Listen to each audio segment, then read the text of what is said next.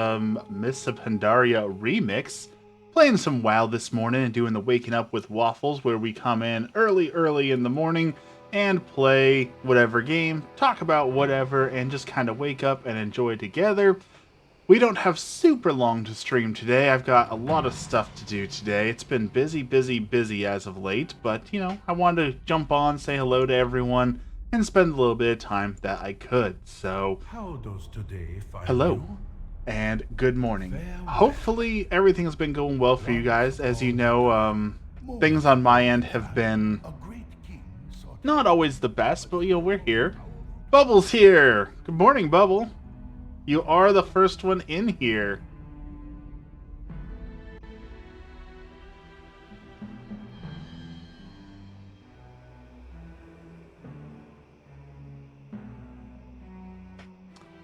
Trying to decide what I should do. I think I need to go Greetings. to the Timeless Isle is what I need to do. Hello, Bubble. How's it going this morning? What's new? What's good?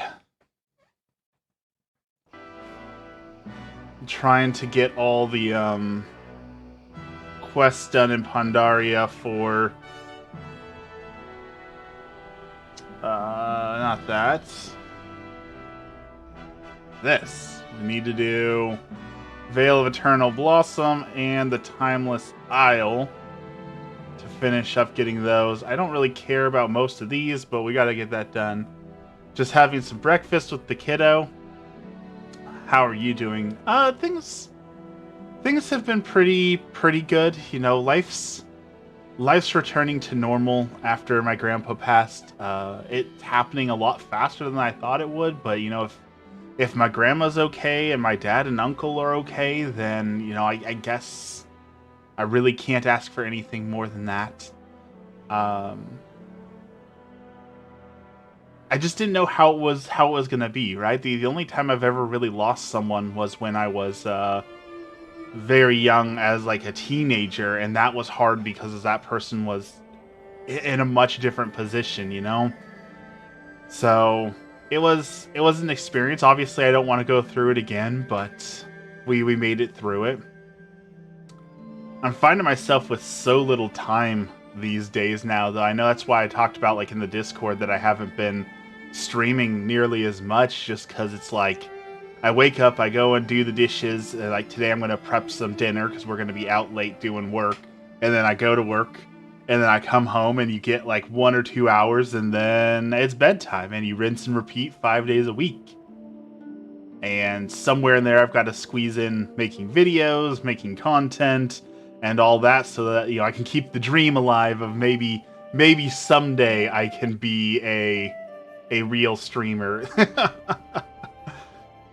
I really wish that there was a lot more hours in the day. Could really use a few more hours here and there. I picked up a D&D group. That's been a ton of fun. And it hasn't fallen apart, which is strange. It's the D&D group has happened for 2 weeks in a row now, and usually after after 1 or 2 weeks, the entire group falls apart. Right? Someone has to quit. Someone has a baby. Someone's life gets turned upside down. Usually by then the whole thing is torn apart. So uh, it's been nice playing Dungeons and Dragons again. But like I want to go back and play some more Warhammer here soon, but it's one of those things where it's like I can go play Warhammer, but that's going to take up my entire Wednesday. And do I want to miss out on having one of those nights with my wife to go play Warhammer? And that's what adult life is, right? It's constant sacrifices. Well, you can go out and do this thing you enjoy, but then you're not going to see the people that you enjoy. Or you can see the people that you enjoy, but then you're not going to do these other things. It's just it would be nice to have more hours in the day. Or American Dad did a whole thing on like, what if we had a pill that made it so you didn't have to sleep? If we didn't have to sleep, I feel like that would be perfect. Because then you could spend the day together, do the things, and then you could, at night when everyone it's settled, it's dark out, you could do your hobbies and things you wanted to. Like, I feel like not sleeping would add a significant amount of hours to our day, but obviously that's never going to happen. So we just got to learn to deal with it as we get it. We went to the Ren Fair. I got some footage of the Ren Fair, and I'm so mad about the Renaissance Fair. Love the Renaissance Fair. I was super hyped for the Renaissance Fair. Get there, get inside, ready to start taking some pictures, ready to enjoy, and the battery in my camera just randomly died. It went from completely full to, sorry, you can only take 10 pictures and then I'm gonna die. And I don't know why that happened.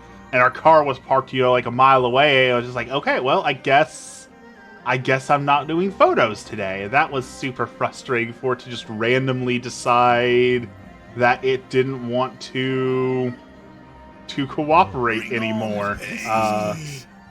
That was frustrating.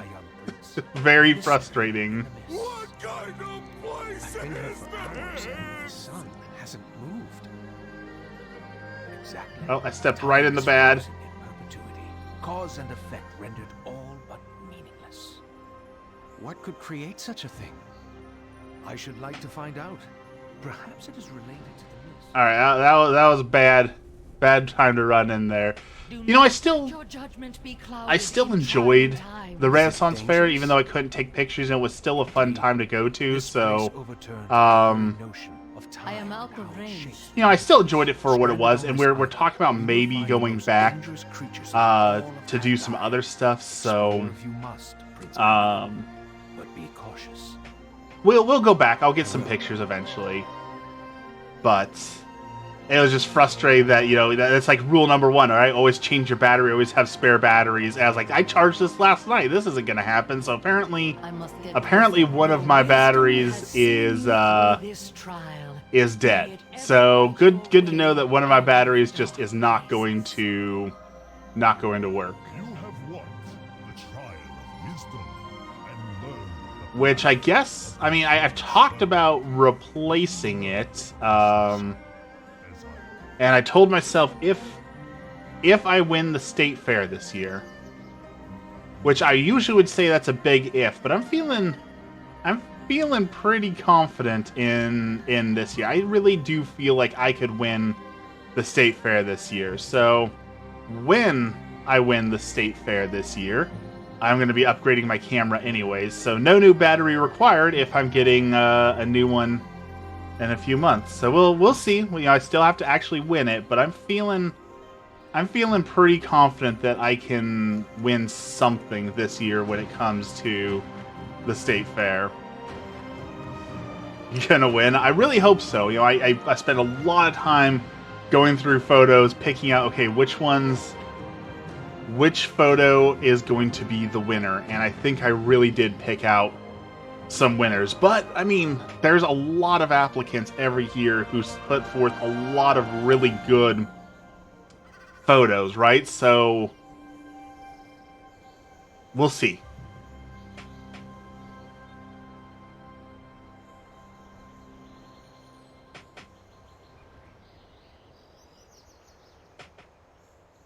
We'll see how I do.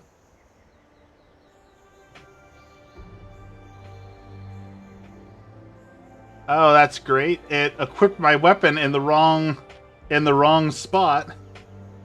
And now I've only got one. That was nice of the game to put my weapon in the wrong spot so I look like a total jerk. Wonderful. I require a target. I think I made a bad choice in coming here. I don't think the Timeless Isle is for me. I think I need to go do something else. I'm in trouble.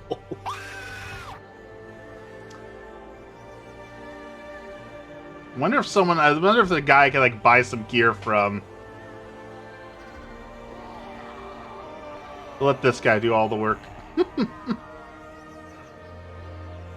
I was talking to my grandma. My grandma got new internet, and she needed some help setting it up, so I went and helped her set up her new internet. Do not have a target. And we were talking about, my new job and how I was liking it, all that sort of thing. And I was talking about retiring, actually getting to do the things that I want to do in life.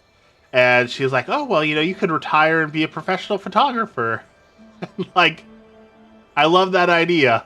Don't get me wrong, Grandma. That is the goal, but I don't think I could do that just yet. I would love to do that. I would love to be one of those, travel YouTubers who's just like, hey, come look at this really cool spot I found, and I get paid to show it off and then take pictures. But I just don't think I'm there yet, sadly. I am out of range. I know Emmy's halfway there too, with just like, you know what, let's just sell everything, get an RV, and travel, hide in the woods away from people, that sort of thing. I must get closer. And I know, like, the homesteaders, I know that their work is hard. I know that, like, all the YouTuber homesteaders make it look easy, but it's not easy, but, like, it does look appealing. Even though the life's a little bit harder, you have to live with a little bit less, downsize some things, you've got more chores. Being a little bit more self-sufficient and having a peace of mind, you know what, I could just stop going to work for a little bit because I don't desperately need money. I could grow my own food and, get my own energy from solar, those sort of things. Definitely has a lot of appeal lately. The problem is the investment into getting into that, right? That's the part they don't talk about. Getting all the solar panels is expensive. I know there's a couple homesteaders who talk about getting like, oh, well, you just get a Tesla and then you don't have to worry about paying for gas. It's like, okay, that's like an $80,000 car, right? So like, how do you just get the Tesla? That's the first hurdle to get over, I feel like, is just buying into the lifestyle. But again, I understand it is a good thing. It is something I want to possibly do. At one point we talked about getting a tiny house and living in a tiny house instead. I never thought I would be a person who would go for a tiny house, and now I'm kind of digging it. Like, yeah, there's some stuff we'd have to downsize. I mean, all the stuff in my room, basically. My room is way too much as it is. I would have to downsize like my entire room, but I don't want all the possessions necessarily. So if it meant a happier life and less problems, it might be worth downsizing for. I started following one woman. She lives out on the land. They homestead. She's like, the startup cost is so much if you have no buildings and pens for animals and places to grow crops. Yeah, and land is expensive as it is, but finding like the perfect piece of land that's already going to have animal pens and already be like set up for solar and set up for homesteading and all those sort of things doesn't seem like that's going to happen. It's something you're going to have to either buy or build yourself. I mean, that's the point of homesteading, right? You're going to be building it yourself. That's a part of the self-efficiency part of it. But it's expensive and time-consuming to set up.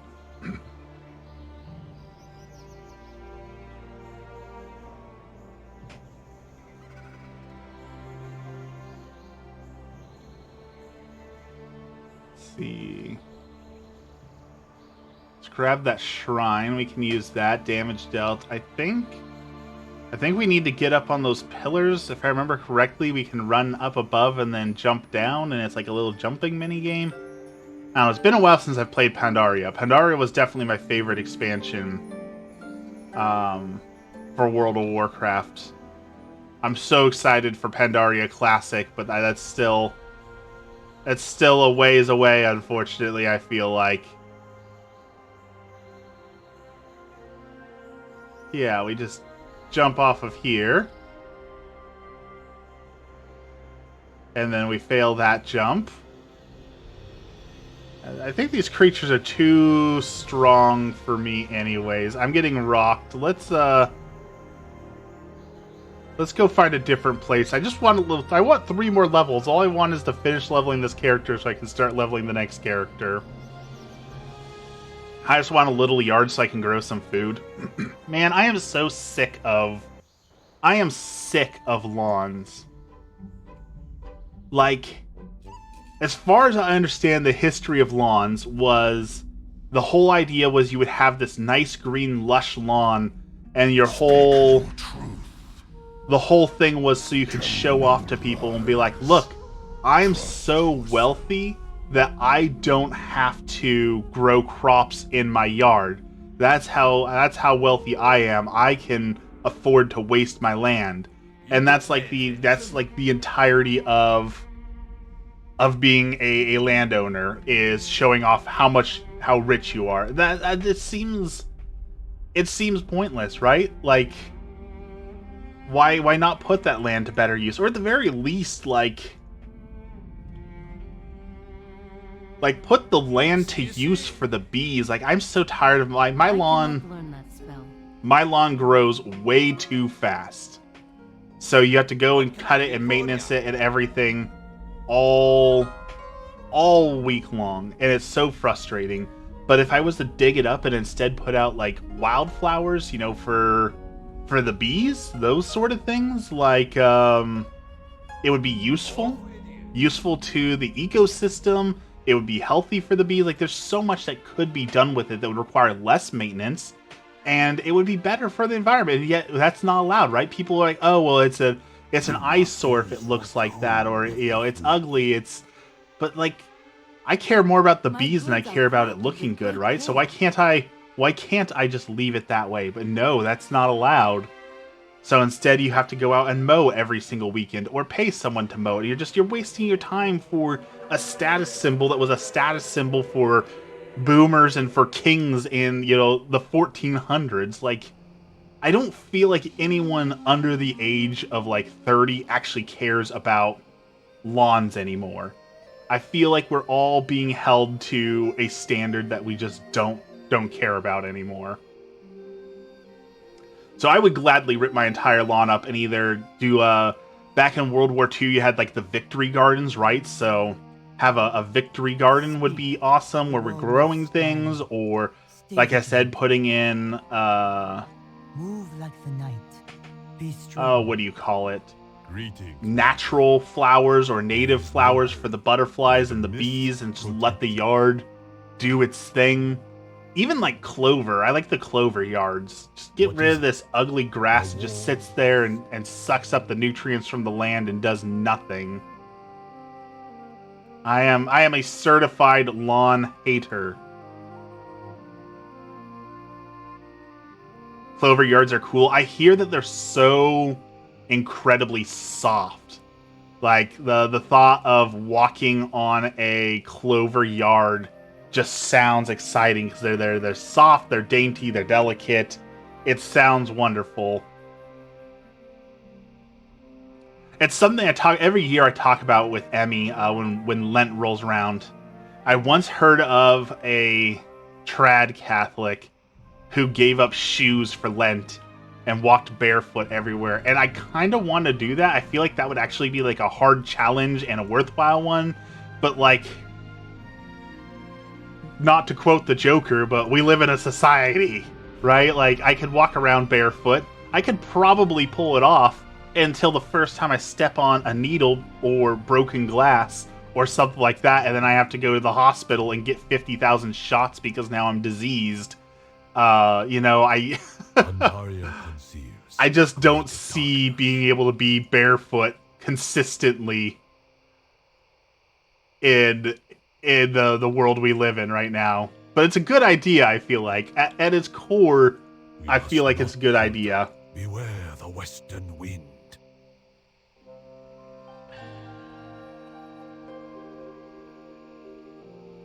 Alright, what do I gotta do here? I gotta live through the survival ring for 60 seconds. Okay.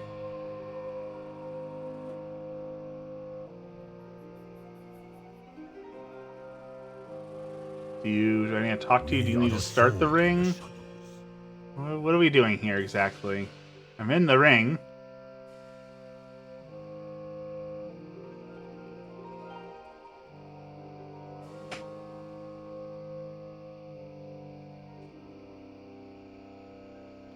Oh, I see. Okay, these guys are pushing me into the things that hurt me.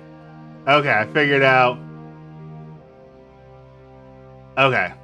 I figured it out. I figured out what exactly is going on there. Just get a pool.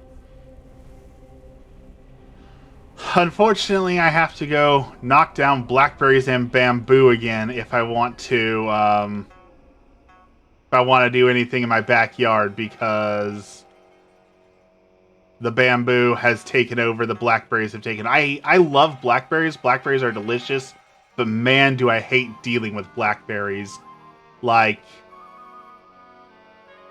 Oh yeah. they take over everything. They're awful. They're delicious, but man, they're like invasive and terrible. Single Tog, thank you for the follow. Welcome in. Thank you. They just take so much maintenance to take care of. But again, they're delicious. But like, I have to go sit back there and weed whack them down and cut them down, and they're just out of control. I wish I could get rid of them, but there's like no way to get rid of blackberries, right? Once you have blackberries in your yard, it's over. You're gonna have blackberries forever. You can rip those things out, you can poison them, you can burn them to the ground. They will come back. There is no getting rid of blackberries. They are an absolute menace to society. And like, I know that a lot of people talk about like, well, why do we plant decorative trees in cities? Why don't we instead Family, friends. plant like peaches or blackberries or, you know, fruits that that people can eat? And like, in theory that's a good idea, like to feed people, to just have the fruit laying around, but like, they produce so fast, and like, if it just falls on the ground, it's going to attract bees and they're going to rot. And I can see where it takes such a maintenance and grows wildly out of control. And it's not like the city's going to pay for good maintenance on it, right? Like,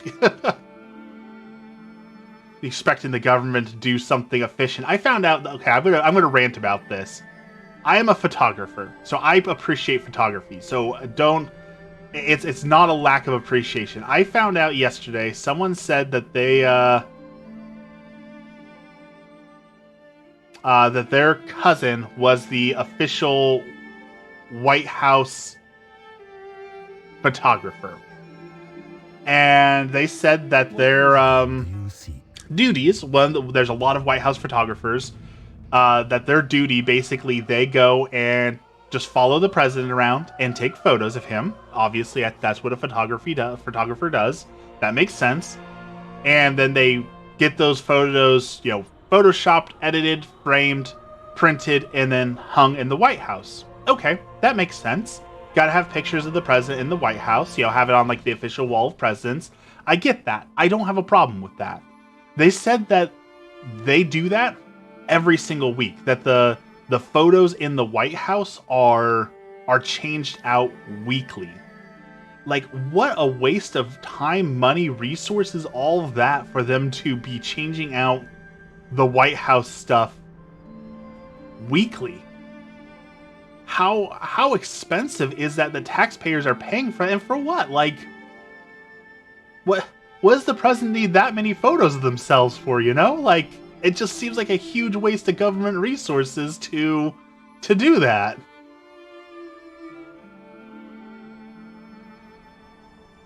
His next job will be photography at nursing homes. That's a great job experience for that. I can't imagine the waste, because like, printing a photo on like garbage tier paper for me costs like $10 or $20 if I do it myself. If you get like a professional to frame your photos, like, you're talking anywhere from $50 to hundreds of dollars. And I'm guessing someone who does like the White House professional jobs, we're talking thousands of dollars at that point. Why are we spending all that money on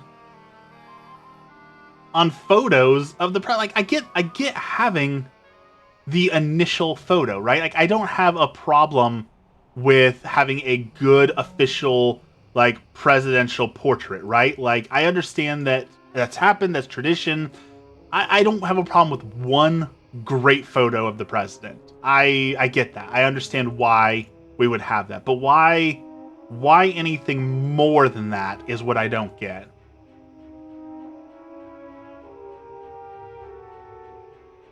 And I understand that maybe I'm going to sound like a little bit of a boomer here, because like it's the same thing. Like our city, well, not ours, the city I live next to, put in some decorative cows. They paid an artist to make some cute little cows that they kind of put around the city, and the cows don't do anything, right? They're just art.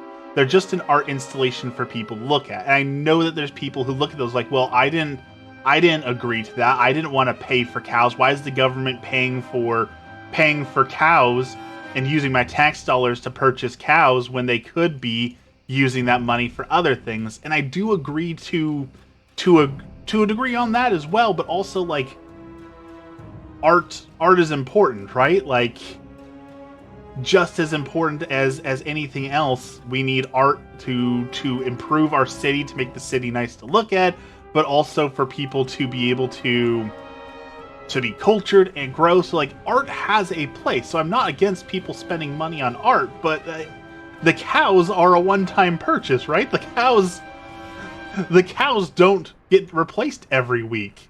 So I see that there's still a difference between those two, I feel like. And I know the same thing happens every year with the library too, right? People come out and say, well, the library loses money, so why do we pay for a library that just loses money every single year? And it's like, well, the library's not supposed to make money. That's not the function of the library. The library provides people with services and art and a place to be and so many other things that it doesn't, not everything needs to make money. I used to be one of those people. I definitely will I will admit fault to that. I was one of those people who's like, oh, well, we should get rid of the post office because all the post office does is lose money. The post office doesn't exist to make money. The post office exists to give people a service. And in fact, the post office in some areas still has like the ability to open checking accounts. And if you live in an area that doesn't have a bank access, that might be the only way for a while that you could access a bank. Granted, that's changed in modern days, right? Since there's a lot of online banking, but for a while there, that was your option. If you did not have a bank near you, you needed that post office bank. And so it's the idea that not everything has to make money, that some things can just be services that cost money. I can definitely see it's a trap people fall into, because I was one of those people. I have since learned. I apologize for my ignorance and being one of those frustrating people, but like, don't take our libraries away, don't take our art away, but also we don't need a new presidential portrait every week. I think any president, whether it be Biden, Trump, whoever's in office, can suffice with one photo. Or, you know, every time you go to a news event, there's always going to be a million photographers there anyways. Why not just pay the news outlet or an independent photographer a much lesser fee for a photo that you like from that event? Instead of having to have someone hired full-on, full-time benefits, full staffing, all that sort of thing.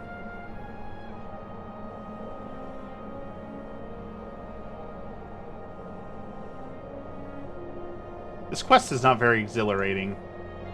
There we go. We burned all the bugs. Just like if we were playing Helldivers. See, we're 68 and a quarter. We still got a little ways to go to hit 70. What are we doing here? I think we're trying to slay somebody. Slay Malul. Let's see. Is he down here? Oh, no. There's a rare down here, though. Let's take him out. So there's my rant for the day. I was really disappointed to learn about the photographer. At the same time, like, I wouldn't turn that job down for a second, right? If I could be like the White House photographer, just follow the president around, take good pictures of the president, like, honestly, great job, great gig. I would love to do that, as much as I just complained about it, but I would just love to be a professional photographer in general, you know? Like, I would love to reach that point. I don't know if I'm going to be able to take this guy down. My gear sucks.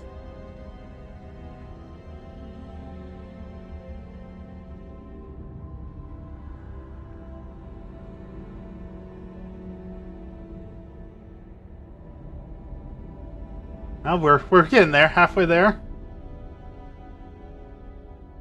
Sounds like a cushy job. It definitely does.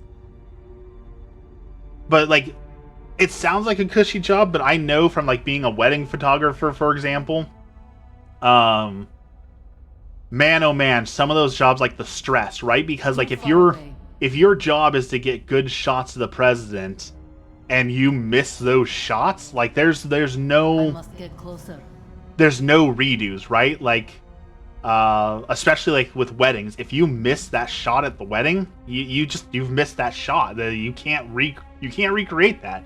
Granted, you can do like pose shots, and I know that lots of people do that, but like the authentic, like one wedding that I was doing, the bride was very insistent. She wanted a photo. She wanted the photo of like the second that her husband saw her. Like she wanted to capture that moment where he walked through the door and saw her for the first time in her wedding dress.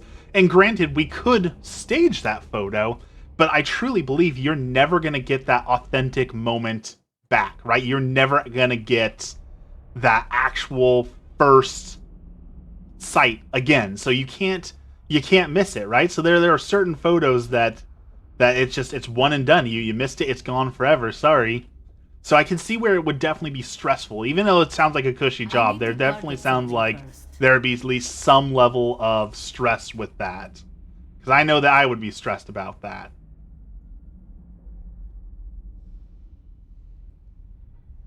These guys hit like a truck. Holy cow.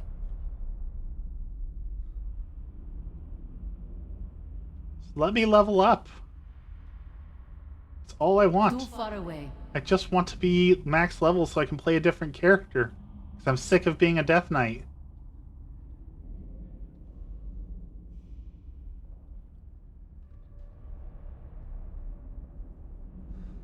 Same thing with like birds. I love bird photography, but like when those birds are in position, they might only sit there for a second, right? You got to be on it. You got to be Johnny on the spot and get them birds, because they're gonna move and then they're never gonna stop.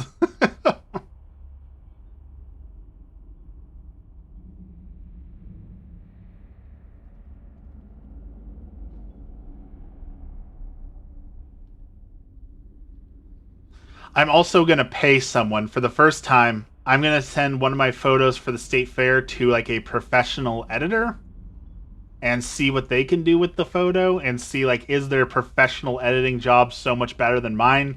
That's how much I want to win. I'm going to pay for a professional photo editor to edit one of my photos. I actually thought it'd be an interesting series that I would like to do, like on YouTube, TikTok, whatever, at some point.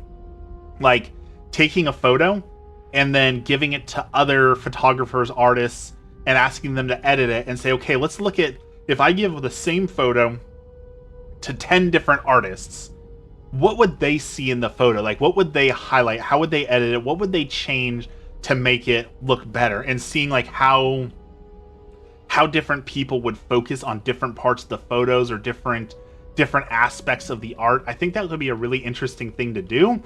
But I think it'd be hard to find 10 photographers willing to edit someone else's photos, you know? So I think it would be interesting. I just don't know that it would actually work in practice. Be good on different vid for price points too. I do love those videos. I do really love those videos where they do like, I hired an editor to edit this photo for $1, for $10, for $100. Let's compare them and see how they did. I do absolutely love those videos. The problem being, I just don't have $10 and $100 to waste on a YouTube video that's gonna get 10 views, right? Actually, okay, I'll be fair to myself. I've been averaging like 100 views. So it's one of those things where if I pay $100 for a video and it gets 100 views, is that worth it? The answer is no. In the same way, like I paid $20 for that. I paid $20 for a professional to make me a thumbnail because everyone said the thumbnail is important, and my thumbnails do better than the professionals. maybe it's just because I know my audience, or maybe, I don't know why, but like that was $20 down the hole because my thumbnails do better. And I didn't want, like, I could. It was a service, right? So I could go back to him and say, like, hey, you advertise that your thumbnails will get a 10% click-through rate, and it only got a 3%, so I want my money back. I could do that, but it feels kind of like a jerk thing to do. So I don't want to be that guy, you know? But I'm sure I could do that. I just don't want to do that. But it also, you know, little confident boost, like, oh wow, my thumbnails do better than the alleged professional. So, you know, that's cool. It means I'm on my way. I'm learning. I'm out of range. Do it. The internet has everyone so worried about being a Karen and being perceived as a Karen, you know? And again, I understand, like, it's certainly my right. A business promised... Ooh, I'm not sure what happened there.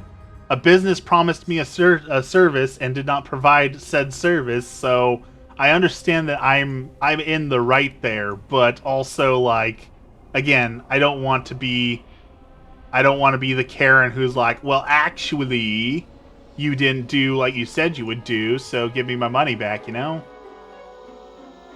I get that's all in my head. That's 100% all in my head.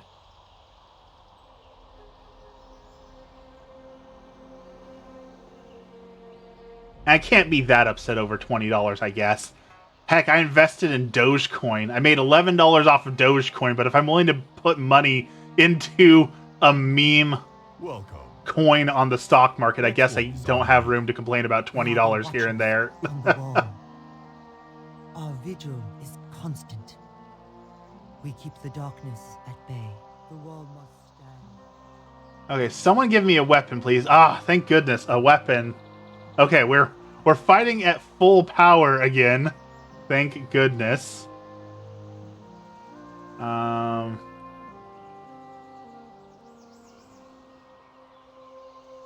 I feel like we're missing a quest in here or something.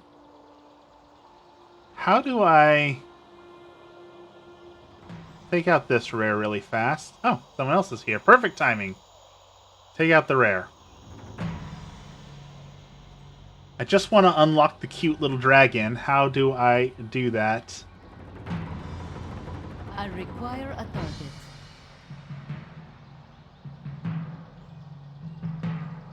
Let's see. Pandaria? And his name is John C. Complete 2 of the things. You gotta be the Golden Lotus, elusive foes. We gotta defeat some rares. Okay, we can do rares. What else do I gotta do? Earn Exalted with the Golden Lotus. Okay. Or do August Celestials or the Mogoshun Palace.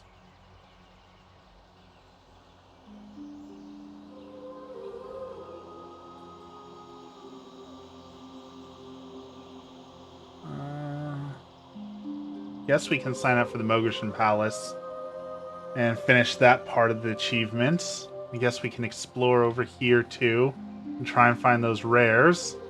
I just feel like there was more quests in here back when I played it. Maybe I'm wrong, but I feel like there was quests.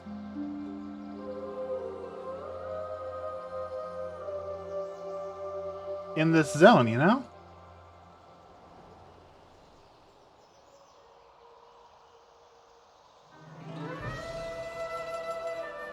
Love the music in Pandaria.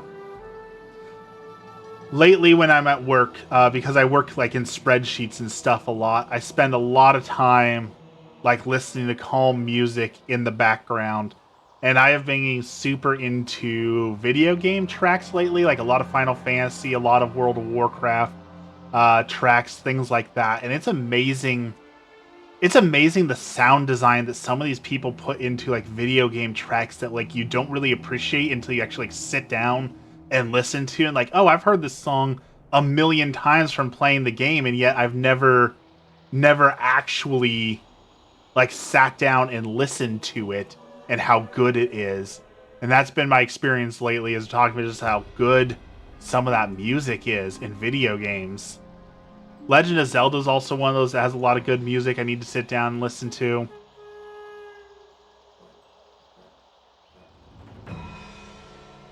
How far into Golden Lotus? I'm revered, so we're almost exalted with them already. I could probably get that pretty fast. I'm not going to find this group today. Alright, instead of wasting time here, let's just go grab these quests over here.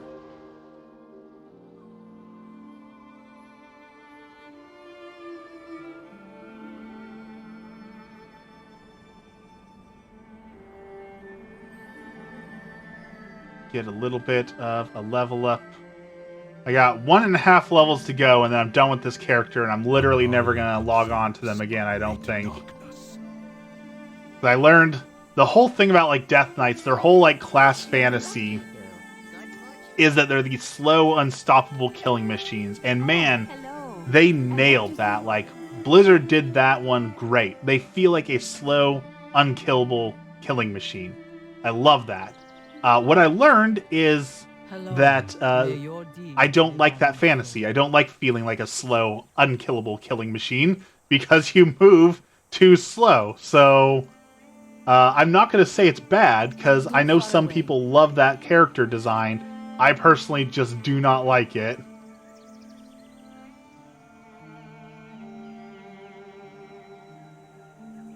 I am out of range.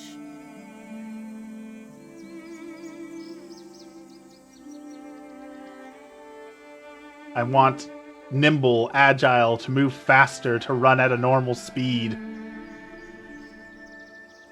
I need to target something first. Plus, if I wanted to play as like a slow, unmovable object, like, excuse me, the Paladin.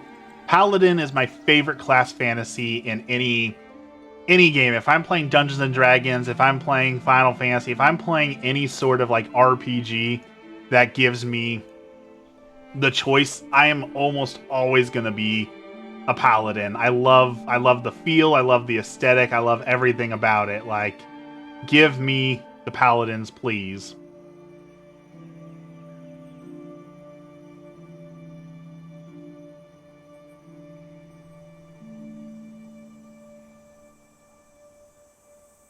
Hello. Jade Serpent guide you. Next one is on me. Which I guess that should have been my first hint that I was going to be Catholic in life, was how much I loved the Paladin, playing Paladin in games. That should have told me a long time ago that I was going to end up religious, because I just love it so much. That reminds me. Sorry, I need water.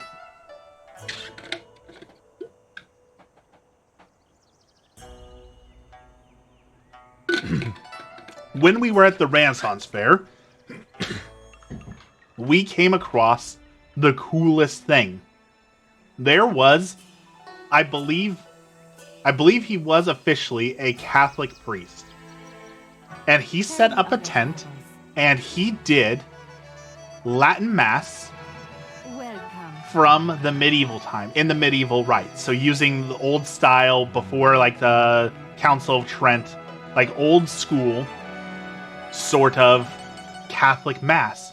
And I thought that was the coolest thing, because he said, you know, a lot of people aren't coming to the Mass to come to the Mass. They're coming to it because they hear the chanting, the singing, the Latin Mass, all that sort of thing, and they're just interested in hearing it. And I thought, how cool is it that this father has set up a Catholic Mass tent at a Renaissance fair to get people interested in Catholicism, but is also doing like a lore-accurate period piece that's really cool for like the fairgoers to get to experience, like, oh, this is what this would have looked like back in the day. And I thought that was absolutely brilliant of him to include religion, let people see the Catholicism, experience it, the beauty of it, experience the Mass in a correct kind of setting, but also like make it a fun part of the Renaissance fair.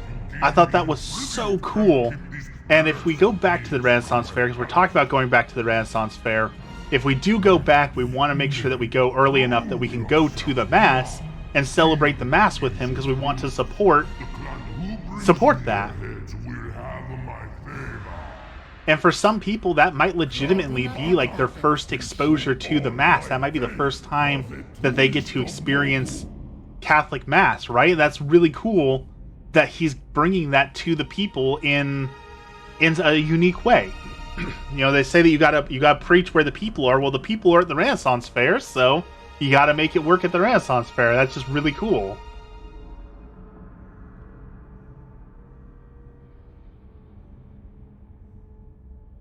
Our clan is the true clan. No interloper. Clan Girthin will show our king. And Oh, the rest of these you guys are are hurting me. hungry. Oh, they're hurting me. I am Tank. out of range. Tank, help. Are the rightful ones at his side.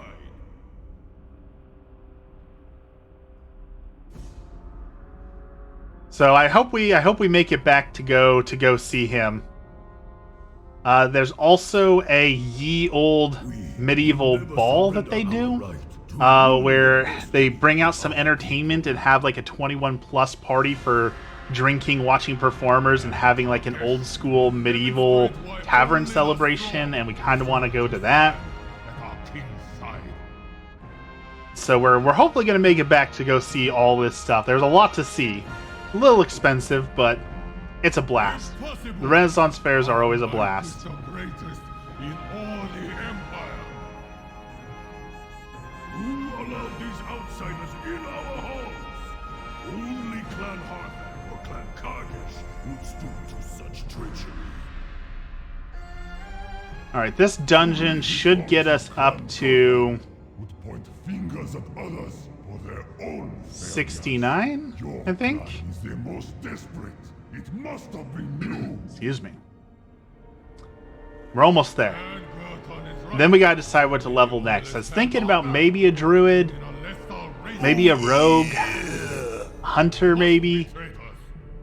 Comprel, thank you for the follow. Welcome in, welcome in. How's it going this morning? But we are not fools. Marksman Hunter seems like a lot of fun. Like their class fantasy looks like an absolute blast. Like it's a sniper.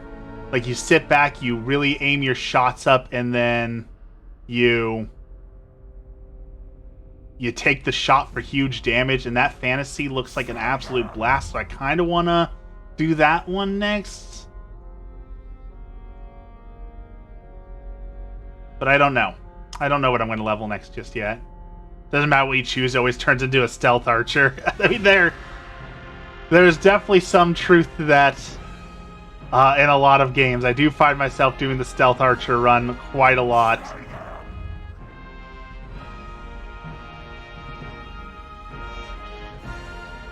Although, to be honest, like I installed all those mods on Skyrim, and I tried playing Skyrim with like 1,000 mods in it, and I know some people still just go back and play Skyrim a whole lot and they still enjoy it. I don't know, for me, I just can't get into Skyrim again. I've tried and tried, and I cannot get into Skyrim for some reason. I don't know what it is about it, but it just doesn't hit right anymore. In fact, I've been craving going and playing Oblivion. I've been seeing some stuff at like Old Oblivion and Oblivion remakes and things like that. I kind of want to go play Oblivion, but I just have not gotten back into Skyrim. Skyrim's the only games that you play multiple times. I did see there was an article talking about The Sims, and people were saying that allegedly the next Sims game is going to be a live service game with like with a battle pass style.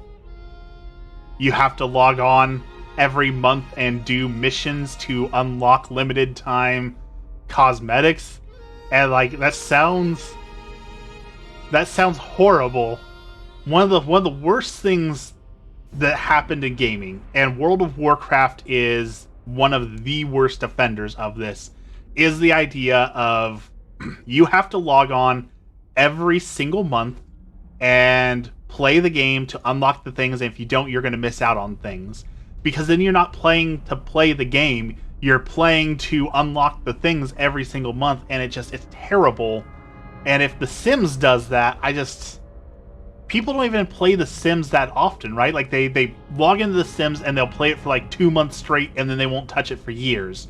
So if they try and capitalize on the fear of missing out and be like, oh, well, now you've got to play The Sims every single day, I just don't see that boding well for them. How's it going? Is it Comprelli? Do you like Comprelli? Is that how you prefer? Or Comp? Or Posery? I also saw Steam is getting Rockfest Plus here soon, and Rockfest Plus has a piano mode. So I've been talking about learning the piano, and I think maybe it's finally my turn to learn the piano. I've been talking about it. I really want to do it, so I might do it. So we'll see. We'll see if I get Rocksmith Plus for some piano musicking. I'm so excited to learn the piano. I talk about it. I've never done it. Have you tried streamviewers.org? No, I don't buy viewers. I don't have enough viewers to justify buying viewers. If I can't get people to watch me naturally, I'm not going to pay people to watch me. That's not going to help me. That's not going to help me do anything in the streaming.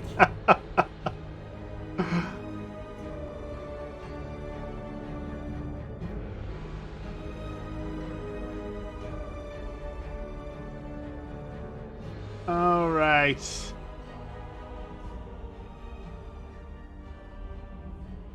Grab the frost worm. Turn in a quest. We're so close.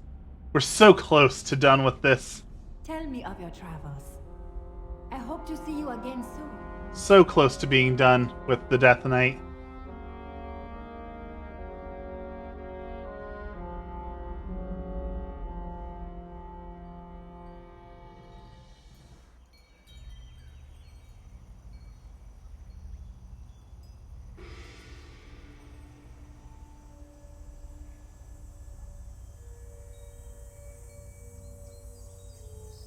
Alright, let's use our new ability. Very cool. Summon a dragon for a few seconds, breathe some ice. Very exciting.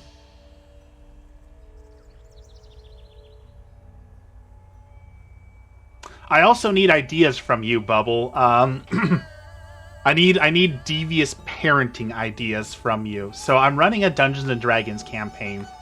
And it's one of my favorite campaigns to run. It's called The Star Child. And essentially the story is that a magical baby comes down from space, and the party has to take care of the baby and raise it. And what they teach the child is their fate at the end of the campaign. So if they, go around murder hoboing people, then they get murder hoboed themselves. If they go around lying, cheating, and stealing, it happens to them. And it's a really fun way to explore D&D with real consequences for your actions.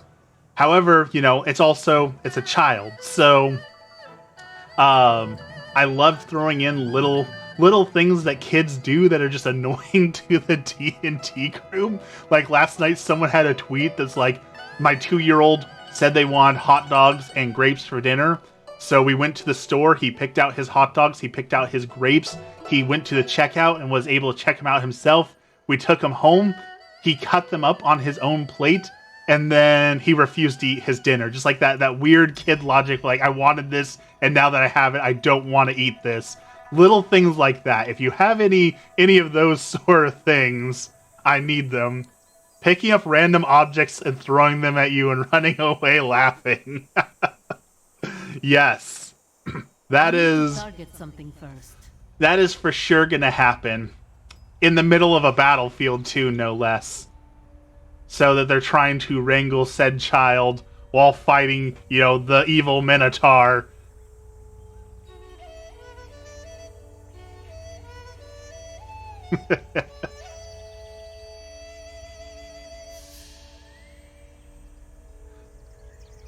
It's one of my, the I want Bluey, okay, here's Bluey, no Bluey, okay, Bluey's gone, but I want Bluey.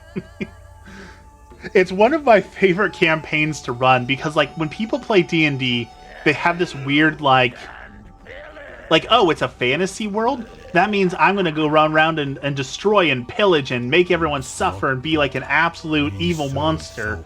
But the second you tell them, like, okay, but there's a baby watching you who's going to learn everything you do, like a switch flips in them, like, oh, well, I can't be a monster. I can't teach children to be a monster. It's so weird how it's like, okay, so you were going to be, a fantasy arsonist destroying the world, but the second that there's a fictional baby in there who might learn, from your actions, you say, no, I can't do that. That's wrong.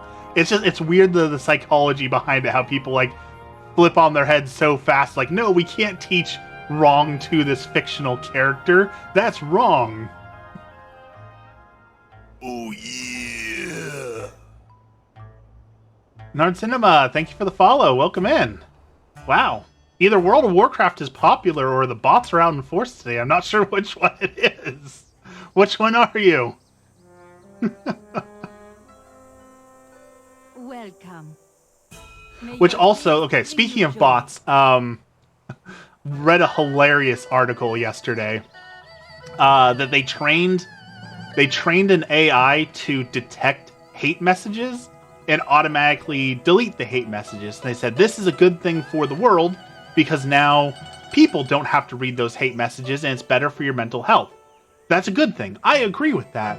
But the irony in it is that like a lot of hate messages, like especially like on Twitter and stuff, are done by bots. So we've programmed robots to tweet racial slurs at people. So to stop that from happening, we trained robots to catch that and delete that. And it's just weird that, okay, so we've created a problem with a robot, and now we're solving the problem with the robot, and so all it's going to be is robots fighting each other on Twitter to say mean things to people. Like, that's the final frontier. That is where, as a civilization, as a people, we have arrived at. Our crowning accomplishment is having bots endlessly work in a circle, creating and deleting content. Like, it's such a strange thing. And again, I'm glad that we can get rid of some of the hate. I'm glad that this exists, but also it seems like maybe we should solve the problem of people who feel the need to create bots to tweet racial slurs at people rather than creating a bot to undo it, Like, maybe we should solve the root problem instead of just slapping a bandage on it, But what do I know? I'm just a streamer.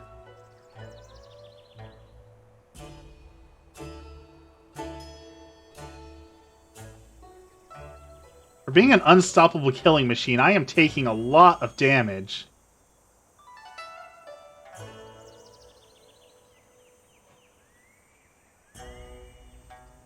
I need to target something first. Halfway there. We're almost done with this.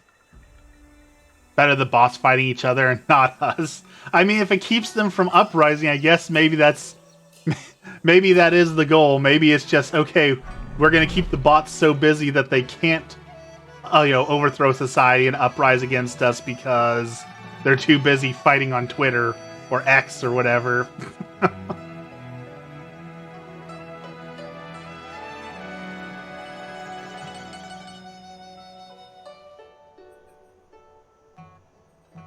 I must get closer. I require Is P. Tony on today? Have you seen him?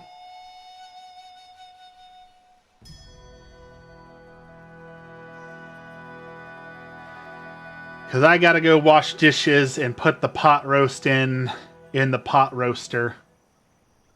Get started on my stuff. He went live half an hour ago. He's supposed to stream after I'm done. He's stealing my audience. Or vice versa, probably, considering he has literally 10 times the amount of people as me, so maybe I'm stealing his audience.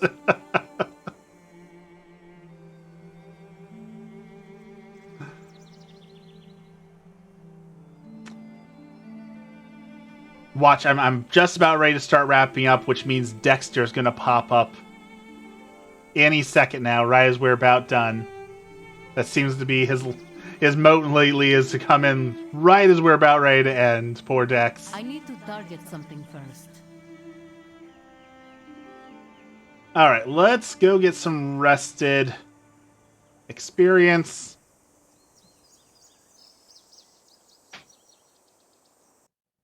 And let me set up a raid. And we will end with our prayer, like always. In the name of the Father, the Son, the Holy Spirit. Our Father, who art in heaven, hallowed be thy name. Thy kingdom come, thy will be done, on earth as it is in heaven. Give us this day our daily bread, and forgive us our trespasses, as we forgive those who trespass against us. And lead us not into temptation, but deliver us from evil. Amen. Lord, thank you for this blessed day. Thank you for all that you do for us. Today we pray for the souls in purgatory, those souls who have no one left to pray for them. Lord, help them. We pray for all the people suffering from the adverse effects of war, of poverty, of hate. Lord, help all those people. We pray for students, whether they are in the seminary, people who are going to be graduating in the next month, people who are going to be graduating and looking towards college or seminary school or trade school or whatever it is. Lord, help them to find their path and where they want to go to. We pray for all the fathers, since Father's Day is coming up. Lord, help those who are fathers to be better fathers, and help those who are soon to be fathers to prepare for the ultimate challenge in life. All this we pray in the name of the Father, Son, and the Holy Spirit. Amen. Thank you all for hanging out. Thank you to the new followers who came in for just a moment. Of course, Bubble, thank you for hanging out and chatting with me all day. We are going to raid over to Petoni.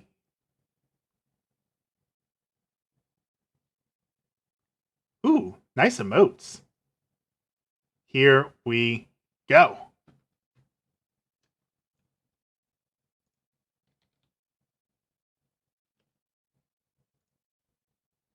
So, there's all that. Waffle!